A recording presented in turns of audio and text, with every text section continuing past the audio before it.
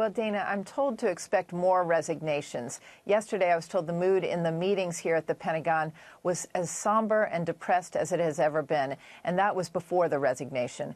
Mattis is a beloved, iconic leader among enlisted and officers alike. A recent non-scientific online poll conducted by the Military Times of active duty troops shows Mattis has an 84% approval rating among the troops, 90% among general officers. It's the first time in 40 years that a cabinet official has resigned over a policy difference with the president. The last person to do so was Jimmy Carter's Secretary of State, Cyrus Vance, during the failed Iran hostage rescue, which he opposed. Dana?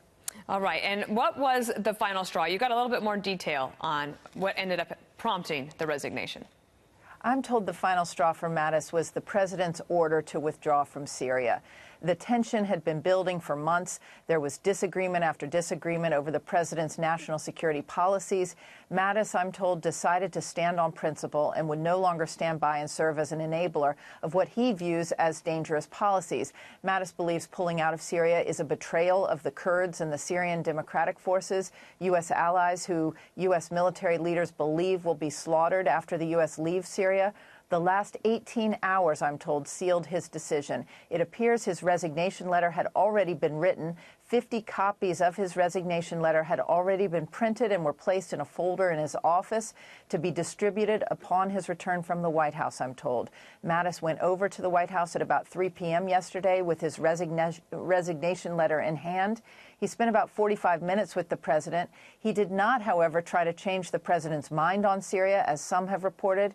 Before leaving for the White House, he watched the president's video explaining his decision to pull out of Syria, with Mr. Trump pointing to the sky, saying he was doing it for the troops who had died. From the beginning, Mattis was concerned about how President Trump treated U.S. allies and spent much of his time as defense secretary reassuring those allies after President Trump disrespected them and made decisions without consulting NATO, South Korea, and others. Mattis will remain on the job until February 28th. Dana. All right, Jennifer Griffin, thank you.